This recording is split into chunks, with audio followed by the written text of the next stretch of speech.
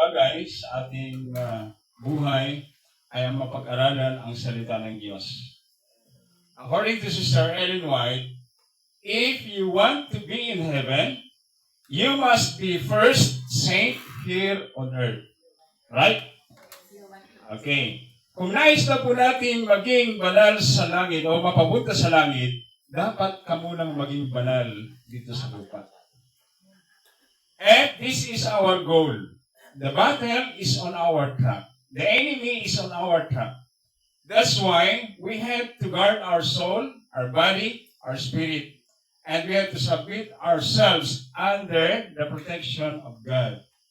And follow the directions given by the spirit of prophecy.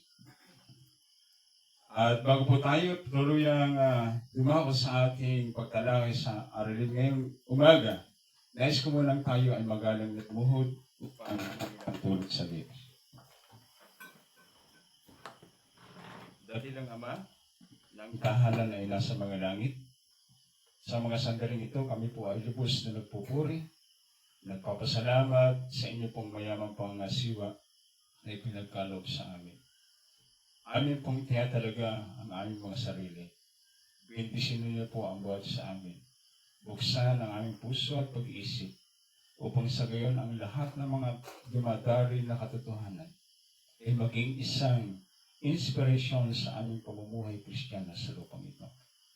Ipagpatawad po ang aming mga nagagawang mga pagkulang, maging sa isip, salita o sagwa. Tulungan niyo po ang bawat isa sa amin na maging matatag hanggang sa wakas. Mangyari po yung banal na kalooban, Ama, sa pangalan ng aming Panginoong Hesus. Amen. Ang topiko na nais kong dalhin sa inyo ay may kinalaman po sa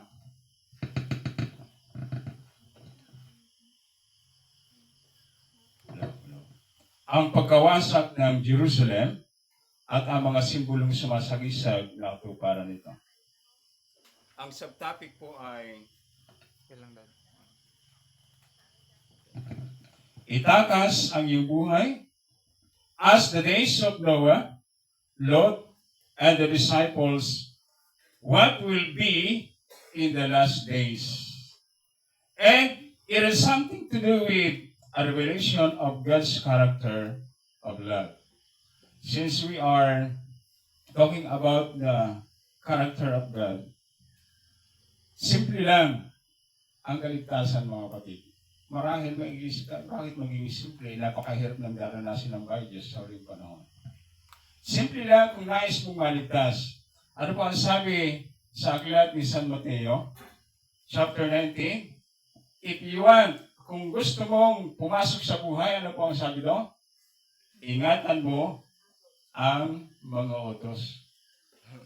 So God requires perfect obedience to the law of God. At ang kautusan, tandaan po natin, this is the transcript of God's character. Salin ng likas ni Kristo, ang kautusan. Kaya simple lang ang kaligtasan. Sumunod ka lang sa kautusan. But there are 3 steps to be in heaven. Meron 3 hakbang para tayo mapapunta sa langit. Una, repentance. Diba? Dapat tayo ay magsisi sa ating kasalanan. Pangalawa, confession. Ipahayag natin ang ating mga kasalanan. Ano po ang nakalagay sa 1 John? Kung ating ipapahayag ang ating mga kasalanan, siya na tayo tapat at banal, siya na tayo patatawarin at tayo lilinisin sa lahat ng ating mga kalikuan. So, Christ will forgive us. And the third one, you have to experience the new life through baptism. So yun po yung 3 napakahalagang hakbang para sa kaligtasan. So ngayong umaga, samantalang tayo ay patuloy na nagtatalakay, ay dahan-dahang mahayag po sa atin yung character of love. God's character. Ang sabi po sa sulat ni Apostol Pedro, 2 Peter 1:19, At kami ay mayroong panatag na salita ng hula, na mabuti ang inyong ginagawa kung ito'y inyong sinusundan, na gaya ng isang ilawang lumiliwanag sa isang dahong madilim, hanggang sa pagbubukang liwayway, at ang tala sa umaga ay sumilang sa inyong mga puso. Mga kapatid, we have a sure word of prophecy. Anong klaseng prophecy, mga kapatid? Sure word, tiyak na salita ng hula. O panatag na salita ng hula. At ito po ay katulad ng isang ilawan na lumiliwanag sa dahong madilim.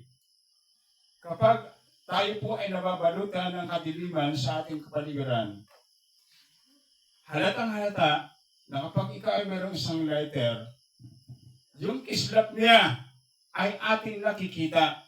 Yung prophecy ay ating nakikita. Kung ito raw po ay ating nakikita na tulad ng isang ilawang lumiliwanag sa dahong madilim. At ito ay ating sinusundan hanggang saan? Sa pagbubukang liwayway. At ang tala sa umaga ay sumilang sa inyong mga puso. Mga kapatid, bakit binanggit dito na dapat sumilang ang tala sa umaga sa ating mga puso? Still, Christ is knocking at the door of our hearts. He is willing to enter into our hearts. Nais niya na siya pumasok sa ating puso at manirahang kasama niya tayo. Kaya nga mga kapatid, magpalad tayo sapagkat meron tayong sure word of prophecy. Isa sa mga ipinapakita rito sa atin sa Desire of Ages 582 and 336. Meron pong tinatawag na strange work ang ating Panginoon. Kakaibang gawain. Ang sabi po niya, tunay na ang pagkawasak ng Jerusalem ay nakabatay sa lalong panatag na salita ng hula. Sa kanya, ang gawain ng pagwasak at ang pagpapahayag o pagsasagawa ng hatol ay isang kakaibang gawain. Yan po ay nakasulat sa Isaiah 28 verse 21. Sapagkat ang Panginoon ay babangon na gaya ng bundok ng Pirasim. Siya'y napupuot na gaya ng isang libis ng Gabaon upang kanyang magawa ang kanyang gawain, ang kanyang kakaibang gawain, at papangyayarihin ang kanyang gawain, ang kanyang kakaibang gawain. Whether you like it or not, mangyayari ang lahat ng nakasulat sa propesya. At the right time, at the right place, tulad ng ipanganak ang Kristo, Christ was born in Bethlehem at the right time and at the right place. So, if the first coming was based on prophecy, so it be in the second coming.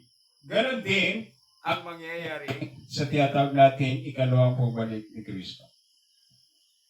Dadapat sa kanyang kahabagan at pag-ibig na kanyang itinaas ang lambong mula sa hinaharap upang ipaalam sa mga tao ang resulta ng sumpa ng kasalanan. Ganun pa rin yung love and mercy ng ating Panginoon. Bagaman siya ay gagawa ng isang gawain, siya ay napupuot sa kasalanan. But because of His long suffering, because of His mercy, yung lambong mula sa hinaharap ay ipaalam sa mga tao at ang resulta ng sumpa ng kasalanan. Napakaganda mga kapatid. At isa pang binanggit mga kapatid dito sa Malaking Tunggalian, Tagalog, 511 to 512. Ang sabi po rito, kaya nga't sa mga hula, ang panahong ating hinaharap ay nakalahad sa harap natin na kasilinaw ng pagkalahad dito sa mga alagad sa pagitan ng salita ni Kristo. Ano raw po?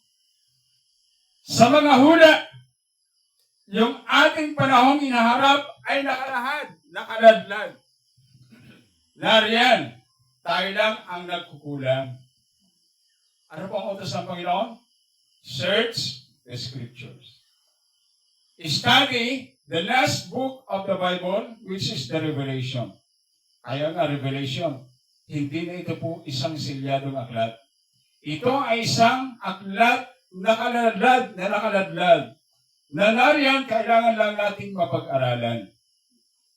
Ang mga pangyaring naugnay sa pagtatapos ng panahon ng biyaya at ang kanyang gawaing paghahanda sa panahon ng kabagbagan ay maliwanag na inihayag. Dapat napakarami ang hindi nakauunawa sa mahalagang katotohanan ito na para bagang hindi kailanman nahayag. Laging nakabantay sa Satanas upang agawin ang lahat ng mababakas na katotohanan na siyang sa mga tao ay magpapatalino sa kaliligtas at aabutan sila ng panahon ng kapagbagan na mga hindi handa. Ito po ay isang warning, isang babala sa ating huling kapanahonan.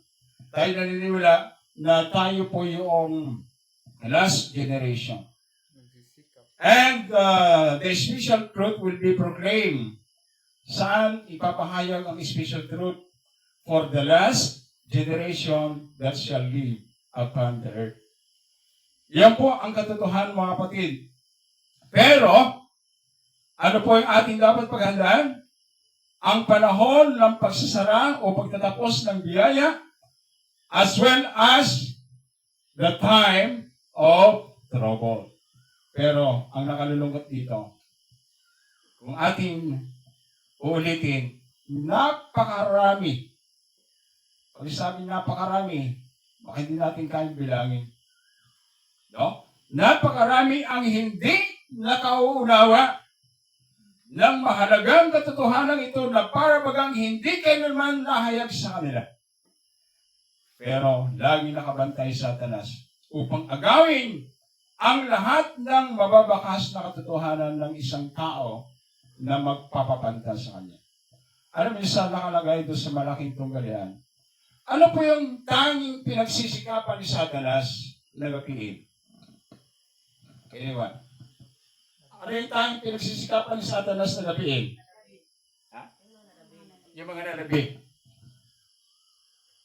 Sa record ng malaking tunggalian, walang ibang tanging pinagsisikapan ang kaaway, kundi daigin niya ang gawain ni Kristo sa most holy place upang ang tao ay maging manhid at abutan sila ng pagtatapos ng gawain ni Kristo na sila ay hindi handa. Kapag umalis ang Kristo doon sa most holy place, what will be the next? Close of probation. Di ba? Wala na. Close of probation. Wala na tayong abogado. Wala na tayong tagapagtanggol. Wala na tayong intercessor sa harapan ng Ama. Kaya, ang nakalulungkot dito, napakarami na para bagang hindi ipinahayag sa kanila ang mga pangyayaring darating. Alam po niyo, mga kapatid, bawat pangyayari sa kanyang gawain ay may itinalagang oras. Yan po ay nakasulat sa Desire of Ages 451 and 257. Lahat ng pangyayari sa kanyang gawain ay may itinalagang oras. Ako'y naniniwala na ang Diyos ay merong timetable. Meron siyang timetable. As foretold in the prophecy, it has been established. Nung ipahayag sa propesya, nahayag. At sa creation, kung ating babalikan, anong ginawa ng Panginoon? He just speak and it was established. Di ba? Nagsalita lamang siya at nagkagayon. That's why, sa ating kapanahunan, bawat pangyari sa ating mundo, sa ating kapanahunan, ay nakatalaga sa itinalagang oras. Kaya yung isa sa ipinapakita rito, sayang nga lang, wala tayong projector. Sana nakita niyo lahat. At kung ating titingnan yung chronology ay batid natin na noong 457 BC, doon nagsimula po yung 2,300 days. At ito ay nagtapos noong 1844, October 22, 1844. At sa pagitan nito, marami pang mga pangyayari na naganap. Yung 4,200 days. Then ito yung sanctuary cleansing of the sanctuary. Yung 70 weeks. At marami pang iba, mga kapatid. Kaya nga, isa lamang ipinapakita rito, merong timetable ng Panginoon at ito po ay mangyayari sang-ayon sa kanyang itinalagang kapanahunan. Ang matandang Jerusalem bilang isang sagisag after AD 34. Ang pagngalang Jerusalem, kung ating pag-aaralan, kapag ginagamit bilang isang sagisag, ay kumakatawan sa tunay na iglesia ng Diyos. Ang kanyang piniling bayan sa ating panahon, ang Jerusalem o Israel, ay kumakatawan sa lalabi o huling iglesia. Ang terminong aking lingkod, Israel, ang lingkod ng Panginoon, ay nangangahulugang sino mang pinili o itinalaga ng Panginoon upang gumawa ng natatanging gawain. Yan po ay nakasulat sa Testimonies Volume 9, page 138. Kaya dito ay meron pong ipinapakita rito na ang sinasabi nating Jerusalem o Israel ay kumakatawan po ito sa huling nalabing iglesia. At ito ang lingkod ng Diyos. Ito ay sino mang pinili. We are chosen generations, mga kapatid, sang-ayon kay Apostol Pedro. Tayo ay bayang pinili ng Diyos, isang lahing hirang, lahing makasaserdote, bayang banal. At tayo po yun, mga kapatid. Tayo po ba ay naniniwala na tayo yung huling lahi na nabubuhay sa lupang ito? Naniniwala po kayo, mga kapatid? Okay. Kung tayo naniniwala, we must strive to be among with 144,000. Ito po yung ating goal sa lupang ito. Since tayo nabubuhay na sa huling kapanahonan, ako'y naniniwala na tayo yung dinatingan ng last generation. Okay. Kaya nga, ano po nakalagay sa Revelation 12:17? Sino po nakamemorize? At nagali ang dragon sa babae at umalis upang bumakas sa kanyang binhi na nagsistupad ng kanyang mga utos at may pananampalataya ni Jesus. Okay.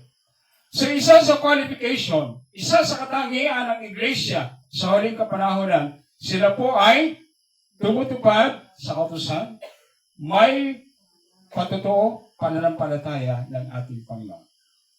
At ito yung kinagagalitan. Kapag ang ating magulang, kayo mga bata, ay kinagagalitan, huwag niyong isipin na hindi kayo mahal ng inyong magulang.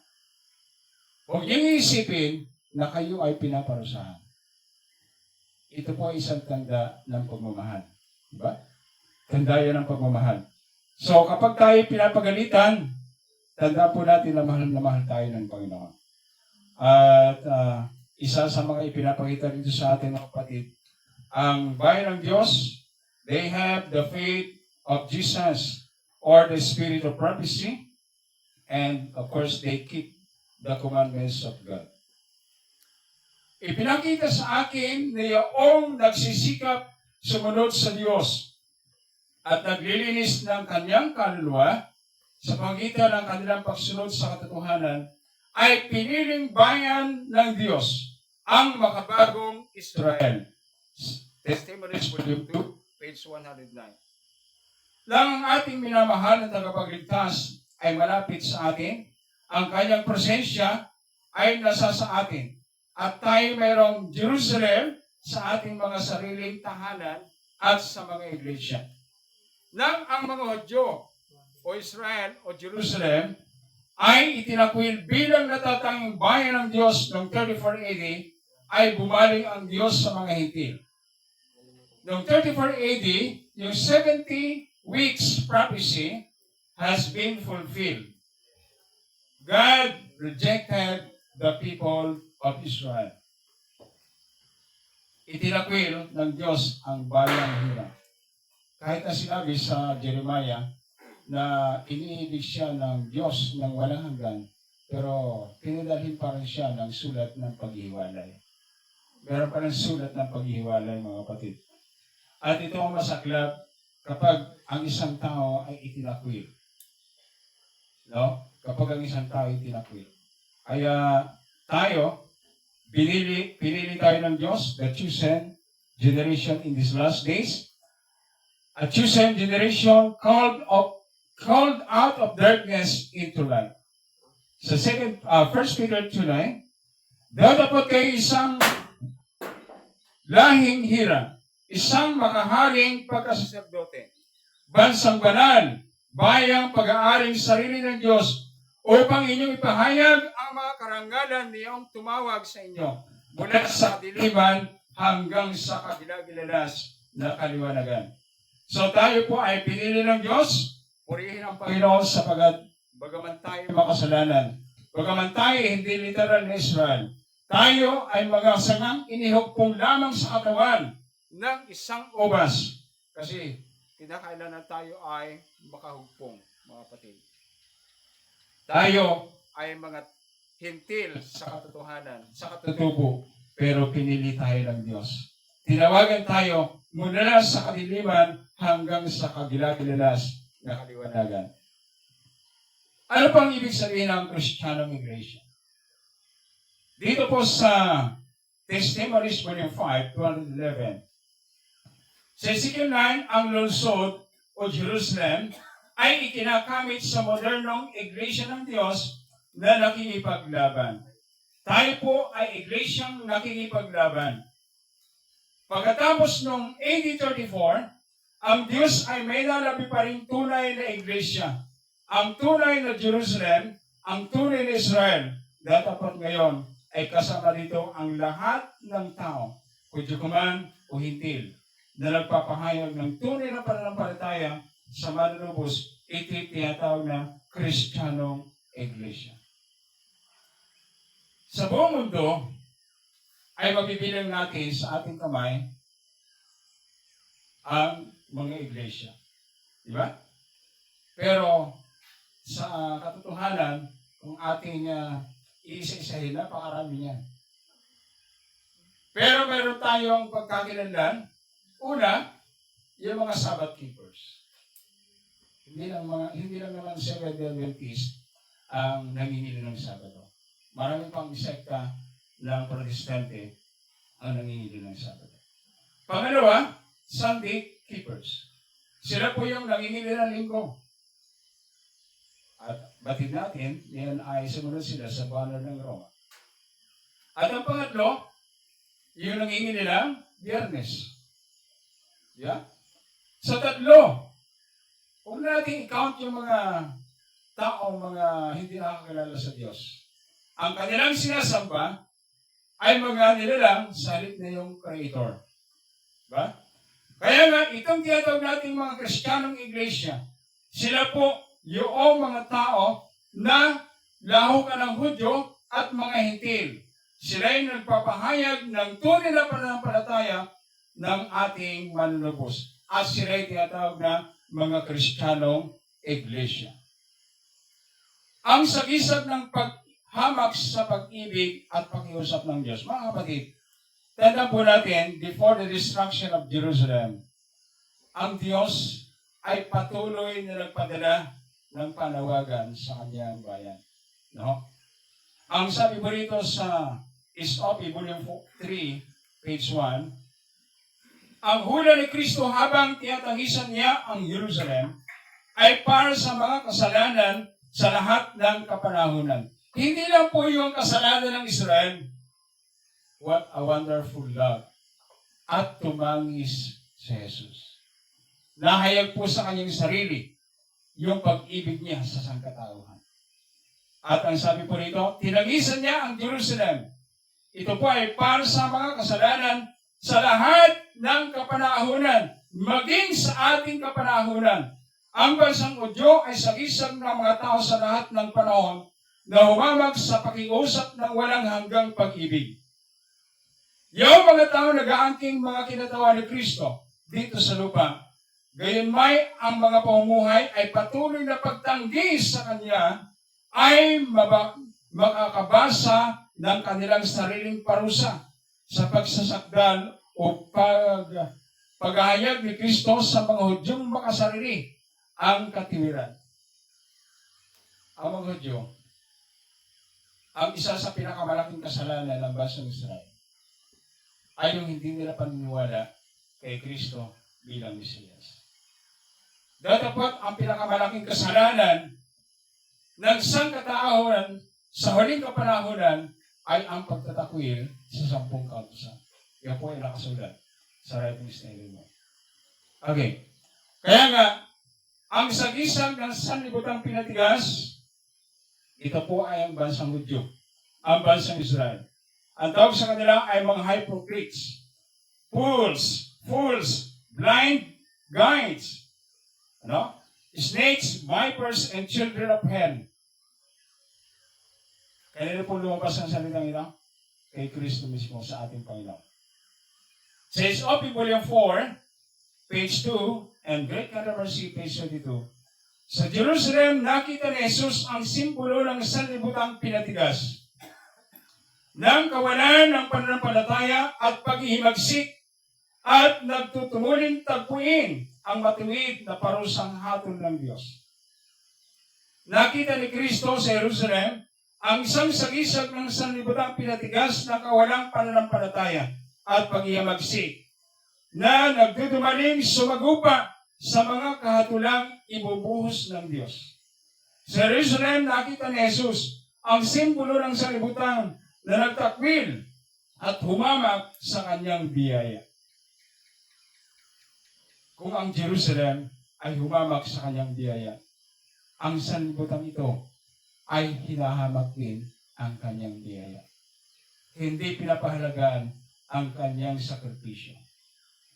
Kaya nga, kung ating ibibigay yung pagmamahal sa ating Panginoon, isa lang ang pag-uusap niya, if you love me, keep my commandments.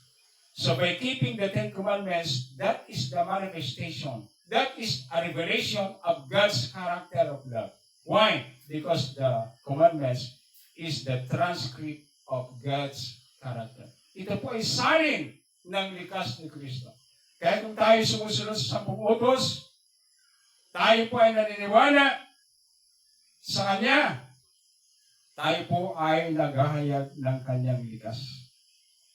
Ang likas ni Kristo ay napapasa atin. At kung ating titingnan ang Galatians 3:23 or 24, if I'm not mistaken, ang nakalagay po ron, ang anupat ang kautusan, ang siyang naging tagapagturo natin kay Kristo, upang ihatid tayo kay Kristo, at upang tayo ariing ganap sa pamamagitan ng ating pananampalataya. The law of God is our schoolmaster. Ito po ang ating tagapagturo kay Kristo upang tayo ariing ganap sa pananampalataya. Kaya nga, marami pang mga patunay kung ano ang katangian ng kautusan. Nakita ni Kristo sa Jerusalem ang isang sagisag ng sanlibutang pinatigas. Yan po ay ipinapakita sa atin na talagang ang Jerusalem ay tumigas ang kanilang puso. Tinakwil kasi nila. At kung dahilan dito, noong 70 AD, no? 70 AD, sino po ang kumukup o sumalakay sa Jerusalem? Di ba si Titus? Noong 70 AD. Winasak ang Jerusalem. Ang sabi po rito, in the midst of their terror, they hear the voices of the saints in joyful strains exclaiming, Lord, this is our God. We have waited for Him and He will save us. Yun po ang nakalagay sa Isaiah. Yung mga tao na naniniwala sa Panginoon, siya ay hinihintay nila. No? Ang Panginoon ay hinihintay ng mga tao ito. Pero itong mga taong pinatigas ang ulo, sila po ay winasak ng Panginoon sa panahon ng pagsalakay ni Titus. At tandaan po natin, ito ay sa panahon ng Paskwa. Sa panahon ito ng Paskwa. Okay. Ano po ang naging kapalaran ng Jerusalem bilang isang sagisag? Sa naging palad ng lungsod na iyon, na hinilang ng Diyos, ay makikita natin ang kapahamakan ng sanlibutan na tumanggi sa kaawan ng Diyos at yubura sa kanyang kautusan. Read na verse C, page 27. Ang babalang ibinigay ni Kristo sa Jerusalem ay hindi nagtatapos sa kanila. Ang kahatulan sa Jerusalem ay sagisag na mga pangyayari ng pagdating ni Kristo upang humatol sa huling panahon. Kapag sa harapan niya ay tinitipon ang lahat ng mga bansa, kanyang isusugo ang kanyang mga anghel na may matinding tunog ng pakakak at kanilang titipunin sama-sama ang kanyang mga pinili mo sa apat na hangin mula sa isang dulo ng langit hanggang sa kabila. So ito po ay pinapakita rito yung magiging kapalaran ng Jerusalem. Okay. At ito ay isang sagisag sa atin na in the last days, na kung tayo ay patuloy na magtitiis, ang sabi sa Matthew 24, datapwat ang magtiis hanggang sa wakas ay siyang maliligtas. So we have to follow God's will wherever He go. Kahit saan siya pumunta, dapat susundin natin o susunod tayo sa kanyang itinalagang gawain para sa atin. Huwag tayong katulad ng Israel na sila ay nagmurmur. Malapit na. Halos maliligtas. Malapit na. Ang pagitan na lamang ay ilog ng Jordan. But because of their appetite, because they enslaved their appetite, ano pa sabi sa Illinois? If we continue to be slave of our appetite, we will fail in perfecting Christian character. Tayo po ay mabibigo sa ating gawain pagpapakabanal o pagpapakasakdal. Malaking kalaban ang appetite. Ang sabi pa rito, ang pagbagsak ng Jerusalem ay isang sagisag na huling pagbagsak ng wawasak sa sanlibutan. Ang hula na tumanggap ng paunang kaganapan sa pagkawasak ng Jerusalem ay mayroong higit na tuwirang aplikasyon sa huling kapanahonan. Ano raw po? Yung pagkawasak ng Jerusalem ay mayroong tuwirang aplikasyon sa huling kapanahonan sa ating kapanahonan. That is recorded in Mount Blessings 250 to 251. Ang pagkawasak ng Jerusalem ay ginamit upang maglarawan ng huli at lubos na pagkawasak ng sanlibutan sa pamamagitan ng apoy. Kailan po wawasakin ang sanlibutan sa pamamagitan ng apoy? Di ba still coming? Tenenly, wala still coming. Pati ugat, yung mga sanga, pati ugat ay matutunaw sa matinding init. So they're coming. Kaya itong pagdating ng araw ng Panginoon, ang sabi po 2 Peter 3, verse 10. But the day of the Lord will come as a thief in the night, in the which the heavens shall pass, and with a great noise, and the elements shall melt with fervent heat, and the earth also, the works that are therein shall be burned up. Sa panahon ng pagdating ng Panginoon, ay ang lahat ay mga tutulaw. Kahit ang mga elemento sa langit ay matutulaw, mga kapatid. Kaya nga, dito ay pinapakita sa atin yung katuparan ng pagkawasak ng Jerusalem. Nang tukuyin niya ang pagkawasak ng Jerusalem, ang kanyang salita ng hula ay umaabot sa dago paroon. Umaabot po saan? Sa dago paroon ang pangyayari sa huling malaking pagsunog sa araw na iyon kapag ang Panginoon ay tatayo papalabas sa kanyang lugar upang parusahan ang sanlibutan. sa kanilang kasamaan kapag ang lupa ay magtambad ng kanyang dugo at wala nang mapaglagyan ng kanyang napatay. Ang buong kaganapang ito ay binigay hindi lamang sa mga alagad, datapat sa mga taong nabubuhay sa huling yugto ng kasaysayan ng lupa. So napakalinaw, ito ay isang malaking babala sa ating panahon ngayon. Ano po ang sigaw ng masama sa huling panahon yan?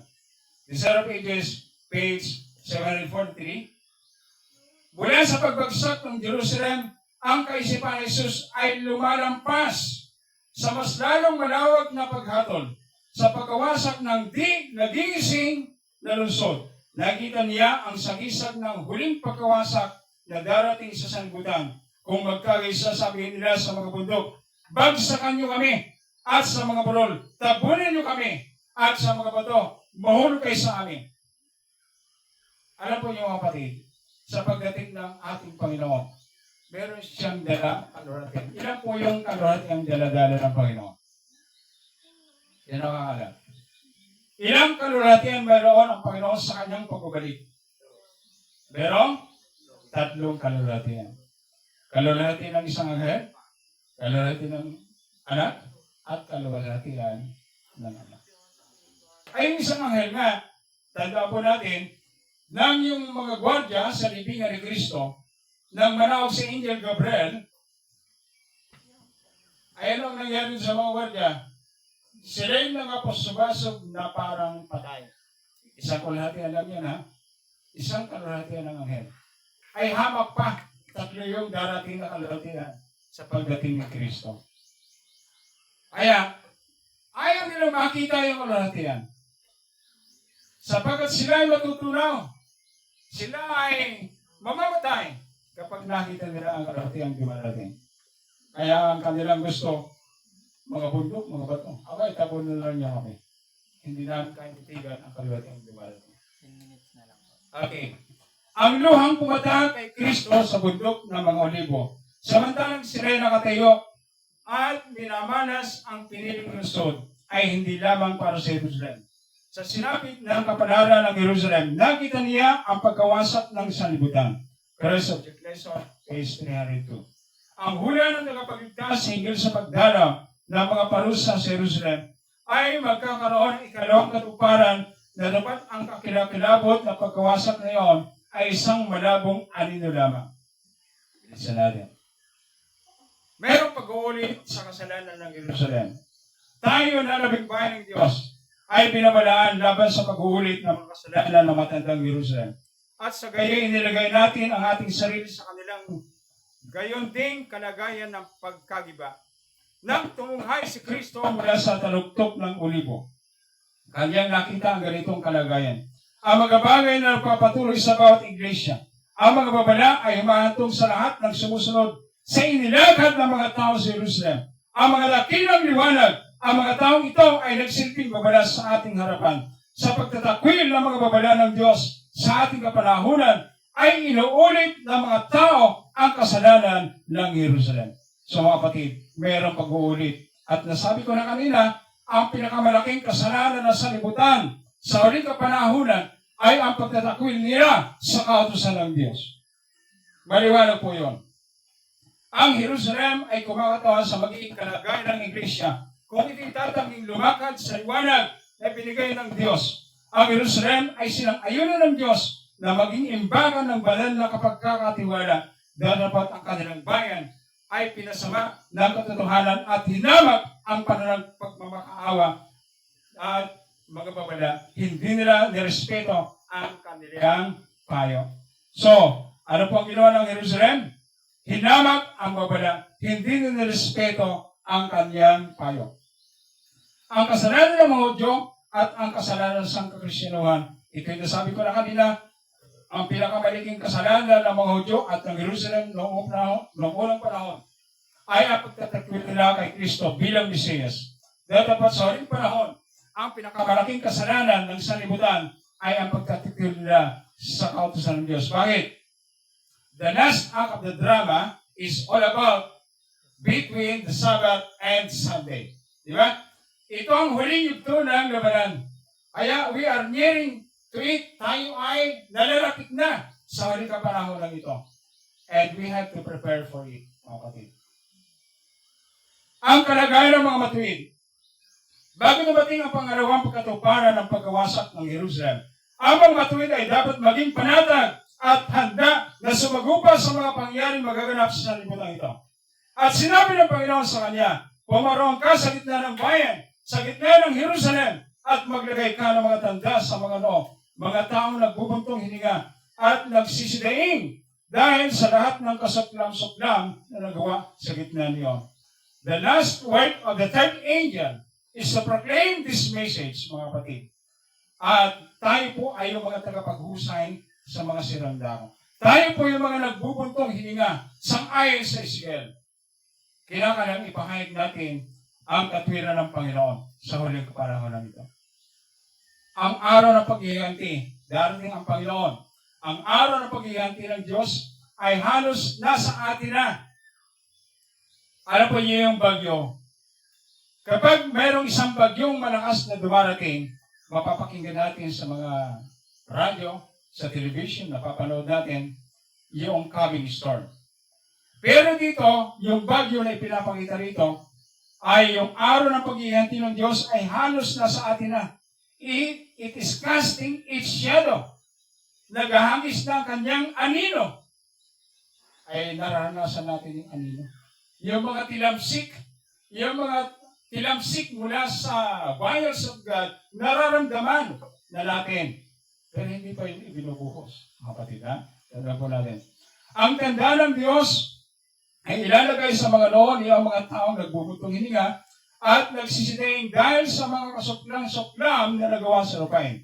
Tandaan ang puntong ito ay na may pag-iingat yung mga tatanggap ng dalisay na tatak ng katotohanan na ilalagay sa kanila sa pagitan ng kapangyarihan ng Banal na Espiritu ay kumakatawan sa tatak ng taong nakadamit ng lino, yung mga nagbubuntong hininga at nagsidaing dahil sa lahat ng kasuklam-suklam na nagawa sa gitna ng iglesia. Ang tunay na bayan ng Diyos ay may espiritu ng gawain ng Panginoon at kaligtasan. Ang bawat kaluluwa sa kanyang mga puso, sa kanilang mga puso, ay laging ipinapakita ang kasalanan sa tunay nitong likas. Yung kasalanan ay binabanggit natin sa tunay nitong likas.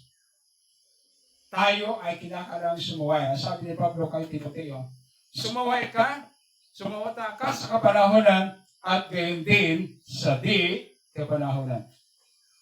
Ang pagiging matiyaga at walang dungis, sila ay lalaging nasa panig ng matapat at malinaw na paghitungo sa kasalanan na madaling sumagupa sa bayan ng Diyos. Lalong-lalo na sa pagtatapos ng gawain para sa iglesia. Sa panahong tinatatakan ang 144,000 natatayong mga walang dungis sa harapan ng luklukan ng Diyos, kanilang maramdaman ang pinakamalalim na pagkakamali ng mapagpanggap na bayan ng Diyos. Narito ang pagsisyaga ng magabanan ng mga susupat ng utos ng Diyos at ng pananampalataya ni Jesus. Ano po ang tawag sa atin? Tayo ay magabanan kung tayo tumutupad ng utos ng Diyos. Pansinin po natin, bago ang pagkawasak na darating, ang mga matuwid ay dapat, una, nagbubuntong hininga. Nagsisidaing para sa lahat ng kasuklam-suklam na nagawa sa iglesia. Pangalawa, laging ipinapakita ang kasalanan sa tunay nitong makasalanang likas. Pangatlo, tinanggap na nila ang huling ulan.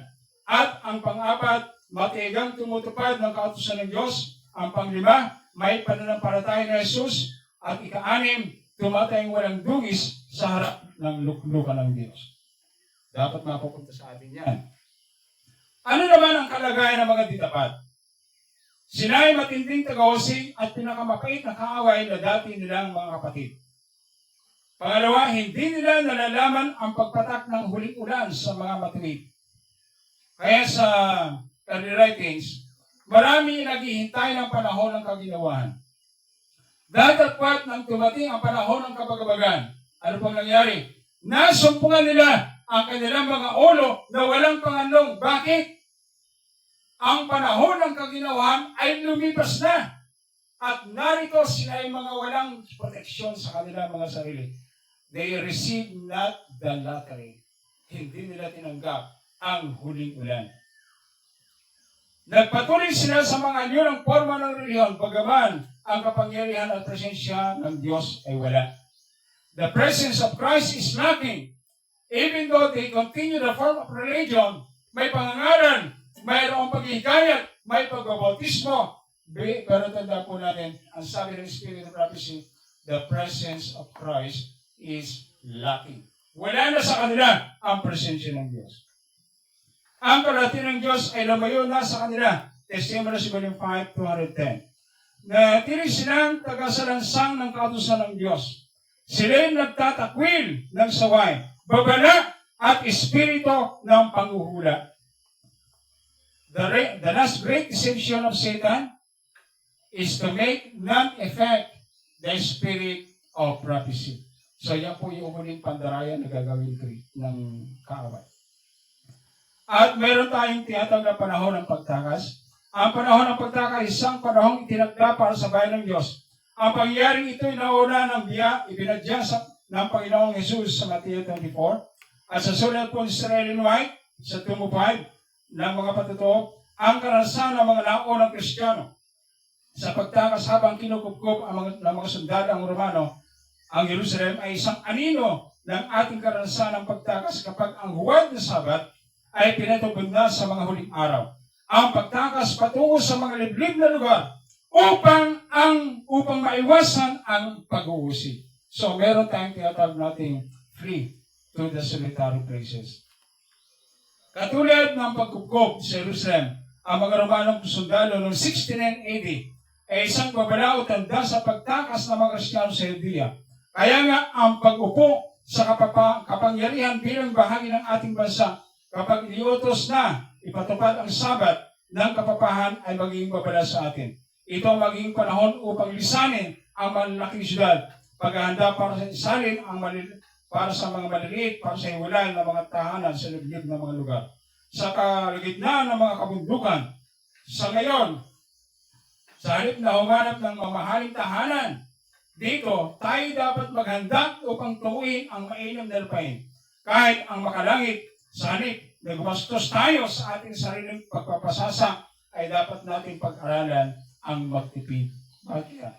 Kailangan tayo magtipid. Kasi crisis will come.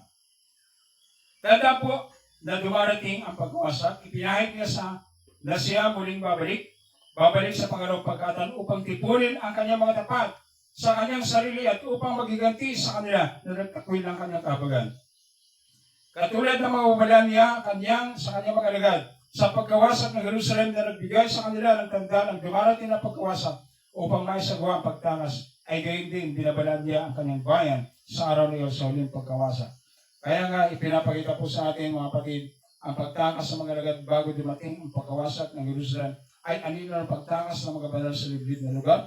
Tanda, bago ang pagtakas, pagkupkup ng mga sundalong Romano, sa Jerusalem ng 69 AD, it is pangunan ni Diyos, pagpatapad ng huwad ng Sabat, tangkang pagpatay tulad sa panahon ni Esther. Tanda po natin na yung kasaysayan ng Jerusalem ay napakahalaga, pagkawasak ng Jerusalem. At meron lamang pong ipinapakita rito, mula dun sa pagkupkup, ito ay 69 AD, at meron isang malaking pagtitipon ang bansang Hudyo, ang tawag doon ay Feast of Tabernacle. Feast of Tabernacle. At nung dumating ang 70 AD, ito ay sa panahon ng Pasko. Merong dalawang malakihang pagtitipon ang Jerusalem. Feast of Tabernacles at ang Pasko. At ilang buwan lamang pagitan, 6 months ang pagitan, then nagkaroon po ng destruction of Jerusalem. At tulad sa panahon ni Noe, ano po? Sa panahon ni Noe, batid natin sa kasaysayan, nung dumating ang panahon ni Noe na lipunin ang mga tao, nagkaroon siya ng mga babala. At ang sabi ron, the last solemn warning, yung huling solemning babala ay binigay ni Noe sa mga antediluvians ay nung panahon na siya ipapasok na sa daong. No? Kaya, meron tayong tinatawag na last solemn warning. At ito ay dapat nating maintindihan mga kapatid. Ano pa?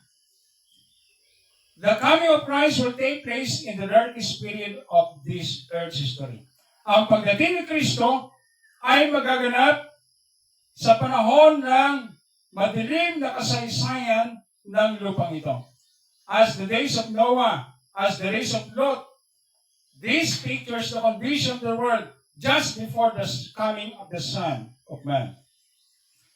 The scriptures pointing forward to this time declared Satan will work with all power, with all deceivableness, and of righteousness. Tanda po natin mga kapatid, tayo naniniwala na tayo nasa huling panahon na. And Satan is doing his desperate effort. Bakit tinatawag ni Sir Ellen White yung gawain ni Satanas na desperadong gawain? Bakit? Kasi Satanas talo na.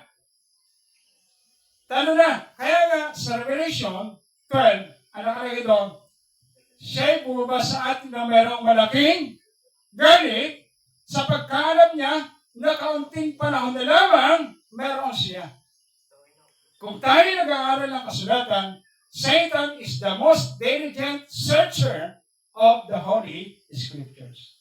Matalino si Satanas. Alam niya ang propesya. Alam niya ang mga mangyayari according to prophecy. Okay. Kaya, ano po ang ibinigay sa atin ng Panginoon, even in the time of Noah, meron lamang siyang 120 years. Then, yun yung itinalagang provision sa ating kapanahonan. Sa panahon niya. And in the last days, meron din tayong unique position as Seventh-day Adventists. We believe the prophecy of 6,000 years as recorded to 2 Peter. Nandun po lahat yan. Yung 6,000 years prophecy. Iwalay na pag-aaral yan. Medyo mahaba-haba po yan. Okay. Ngayon, sa panahon yon, ang sabi ng Panginoon, my spirit shall not always strive with men. Kaya talagang dumating sa kanila yung paggunaw. Tulad din sa panahon ni Lot, the purple dome of Sodom stands forth as warning for all time, and especially for those who live in the last days. The destruction of Sodom was a symbol of the destruction that will come upon the finally impenitent when tempest fires come from above and fountains of flame break forth from the crust of the earth. Alam po niyo, before the destruction of Sodom and Gomorrah, nagkaroon muna ng pakiusap si Abraham. Abay, Panginoon, kung mayroon kang makitang 50 banal sa Sodoma, susunugin mo ba? Sabi ng Panginoon, hindi. Alang-alang sa 50 banal. Nagkaroon ng tawaran, parang namimili. No? Nagkaroon ng tawaran hanggang sabatin yung 10. Kung meron pong 10 banal na makita ka sa Sodoma, susunugin mo ba?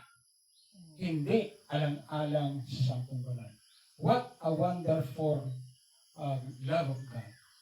Yun, ipinakita ng Diyos yung kanyang kahangahangang pag-ibig sa mga makasalanan. Ang Sodoma ay full of sin. Ang kanilang kasalanan ay licentiousness. Pag sinabi po natin licentiousness, nag-aasawa sa mga same-sex marriage. Kahit yung anghel na pumasok sa bahay ni Lot, gusto nilang asawahin. Di ba? Sabi ni Lot, ay yung aking mga anak na lamang po ang ibibigay ko sa inyo. Ito hindi pa nakakilala ng lalaki. Pero anong ginawa ng mga tao sa Sodoma? Tinanggihan. Gusto namin yung bisita. Napakasama ng Sodoma. So, ganun kasama. Licentiousness. Ano po ang sinabi? Ano naging kapalaran ng Sodoma? The sin of Sodom is the sin of many cities now in existence. Kaya, ang payo sa atin bilang mga manggagawa, bilang mga reformador, away from the cities. Go to the country. Walang banal na dapat masumpungan sila sa panahon ito. Ang pattern natin bilang mga magagawa sa huling panahon ay katulad ni Enoch. Ang sabi po ron, siya pupunta sa siyudad in the morning and in the afternoon, he will go to his abode in the mountain. Siya ay bumalik sa kanyang tahanan sa kabundukan. Kaya nga, itong nangyari sa Sodoma ay isang aral sa ating mga kapatid. Okay, yung pagtakas, itakas ang iyong mga sarili, yung ating buhay. Kaya nga dito ipinapakita sa atin, before the destruction of a certain city or a certain nation, God sent His warning, His entreaties, yung kanyang mga pakiusap, ang kanyang mababala, ay paano lang ibinigay. So, we are now living in the third angel's message. We have to go forward, spreading the third angel's message. At lahat na may mga koneksyon dito, yung gawain ng pagreforma, sapagkat sa huling panahon, ang bayan ng Diyos, sang-ayon kay Nehemiah, sa Patriarchs and Prophets, sila ay tatayo sa harapan ng sinabutan bilang mga reformador. Tayo po ay mga reformador, mga kapatid. Kakaiba tayo doon sa big church. Kasi hindi naman sila reformador. Okay. Kaya nga, isa sa may pinapakita rito, yung kasalanan higit sa kasalanan ng Sodoma ay napakahalaga po ng ating makikita. Ang nagsasabing nakikilala ko siya at hindi tumutupad ng kanyang utos ay sinungaling at ang katotohanan ay wala sa kanya. Marami nagsasabi, nakikilala ko ang Panginoon. Pero hindi tumutupad ng kautosan. Ang tawag ito sinungaling at anak ng Diablo. Diba? Kasi since the beginning, sinungaling ang Diablo. Mayroong paglabas isang ganap na paghihiwalay mula sa kasama. Isang pagtakas para sa mabuhay. Ganun din ang nangyari sa panahon ni Noe. Ganun din kay Lot, ganun din sa mga lagad. Bago sira ng Jerusalem, ang ganun din sa mga huling araw. Muli, ang tinig ng Diyos ay marinig sa isang babala. Inuutusan ang kanyang bayan upang ihiwalay ang kanilang mga sarili mula sa lumalaganap na kasamaan. Away from the cities. Kasi nandun po yung sentro ng kasamaan. Ay kahit nga sa country living, nariyan pa rin yung kasamaan. Kaya bantayan natin yung windows of our soul. Yan po, napakahalaga po. Huwag tayong magkaayos sa sanlibutan. Huwag ninyong ibigin ang sanlibutan ng mga bagay na sanlibutan. Kundi, ang sino man ay umig sa sanlibutan ay wala sa kanya ang pag-ibig ng Ama. Sapagat ang lahat na nangasanlibutan, ang masamang pita ng laman, ang mga samang pita ng mata, at ang kapalaluan sa buhay, ay hindi mula sa Ama kundi sa sanlibutan. Ang sanlibutan ay lumilipas, at ang masamang pita niyon, dapat gumagawa ng kalooban ng Diyos ay nangalalahan magpakailanman. There was a coming out, a decided separation from the wicked, an escape for life. So it was the days of Noah, so with the Lord, with the disciples prior to the destruction of Jerusalem, so it will be in the last days. Again, the voice of God is here, a message of warning, bidding His people separate themselves from the prevailing iniquity, the state of corruption and apostasy, that in the last days will exist, and the released world was presented to the prophet John in vision. So, kinakailangan na tayo ay mag-country living na. Sabi niya tayo na. Dito na tayo nagsimula. Hirit ako ng konti. Okay.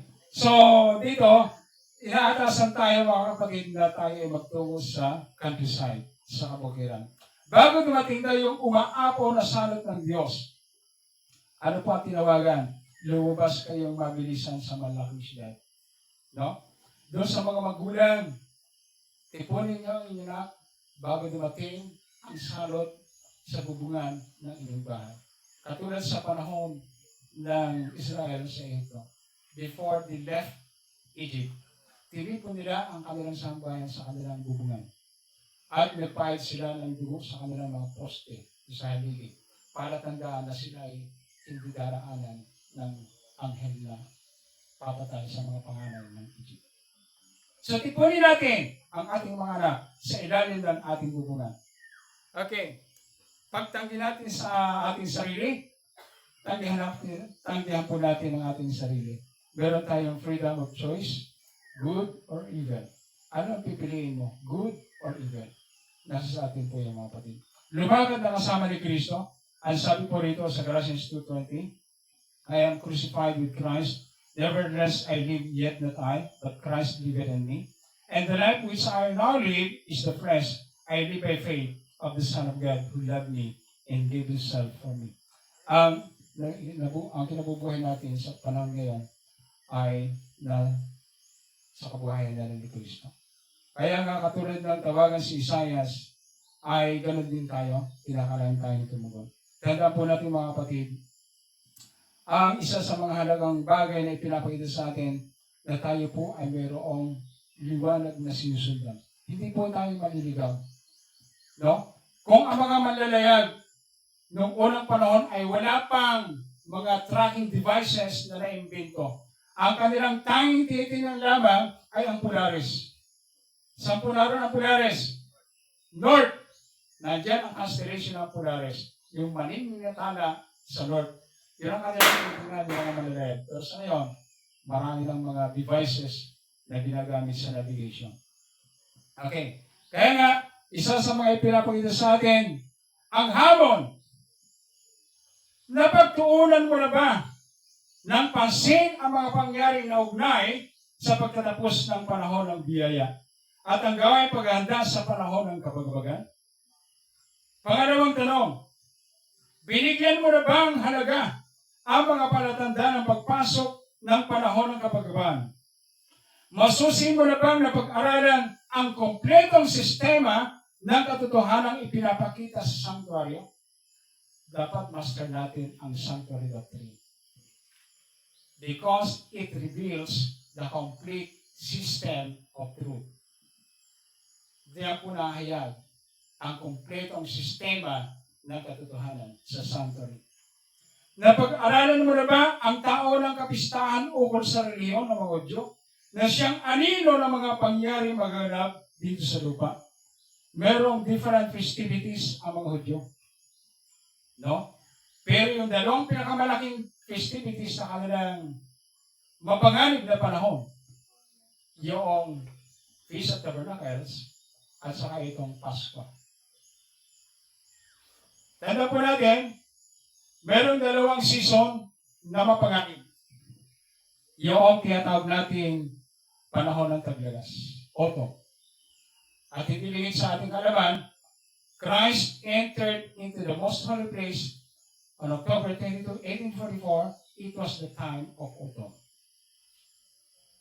Yun yung panahon ng pagtubos. And Christ was birthed on the time of spring. Sa panahon ng tagsibol. Walang abib. Kaya posible, pag-aralan po natin yan para hindi maging posible yung lahat ng bagay. So yan po yung mga, meron tayong 7 festivities ang mga Hudyo. Mahalaga pong pag-aralan natin yan. Ang sabi po rito, ginagamit ng Diyos ang mga bansa maging ang bawat tao upang isagawa ang kanyang kalooban. Tama? Sino po ang kumatawan sa mga 3 angels messages? Di ba mga tao? Similar, siya ang kumakatawan sa first angel. Yung second angel, tao rin yun. Yung third angel, tao rin. Gumagamit ang Panginoon ng tao. Ginagamit ng Diyos ang mga bansa maging ang bawat tao upang isagawa ang kanyang kalooban. Datapat sa salita ng Diyos, ang tabing ay iniris upang ating mamanas o matunghayan ang nasa likuran, nasa itaas, sa panggitan ng buong kaganapan at laban sa mga kaganapan ng kapanahon ng mga tao at kapangyarihan at mga hilig ang ahensya ng mahabagin sa lahat, tahimik, matiyagang gumagawa ang mga payo ng kanyang sariling kalooban. Tandaan po natin ang lahat ng mga bagay na ito. Dapat nating tandaan na ang Biblia at ang Biblia lamang ang nagbibigay ng tamang pananaw sa lahat ng mga bagay na ito. Dito pinapakita ang dakilang panghuling yugto ng kasaysayan ng ating sanlibutan. Ang pangyari nagbibigay o naghahagis ng anino bago mangyari. Ang ugong ng kanilang pagdating ay naging dahilan upang ang lupa ay manginig at ang puso ng mga lalaki ay mga hulog sa kanilang pagkatao. So mga kapatid, malapit na ang pagdating ng Panginoon. Yung angel na nagbubukas ng pintuan at nagsasara ng pintuan, ang isa po rito, hindi ko nababasahin, ito ay nasa Revelation 3:7. Yung angel dito ay human. yung Philadelphia, a church, brotherly love. If that is true, and that the King of David, it was Jesus Christ. He opened it and shut the door of mercy forever. Christ, our God. Kaya, ang huling iglesia ililigtas ng Panginoon sa ring panahon kay ang Philadelphian Church. Hindi po Laodicea. Ang Laodicean Church isusuka, itatakwil. Kaya tayo dapat ay kabilang sa Philadelphian Church, which is brotherly love. Mga kapatid, tayo po ay napakahalaga yung ating pinag-aralan. I-shortcut ko na. Ito yung last na babasahin ko. Revelation 3 verse 5. He that overcometh, the same shall be clothed in white raiment. And I will not blot out of his name out of the book of life. But I will confess his name before my Father and before his angels. Tanda po natin, those who overcome it manifested God's character of love. Yung mga nagtagumpay sa huling panahon ito ay nahayag ang likas ni Kristo. Bakit? Nasa sa atin ang katangian ng iglesyang ililigtas ng Diyos. Purihin po ang Panginoon sa umagang ito. Tayo po ay dapat magtagumpay. If Christ is an overcomer, if Christ is a conqueror, then through Christ, we are more than a conqueror. Lahat ng mga bagay ating magawa kay Kristo na nagpapalakas sa atin. Purihin ang Panginoon sa umagang ito sa ating ginawang pag-aaral. Amen.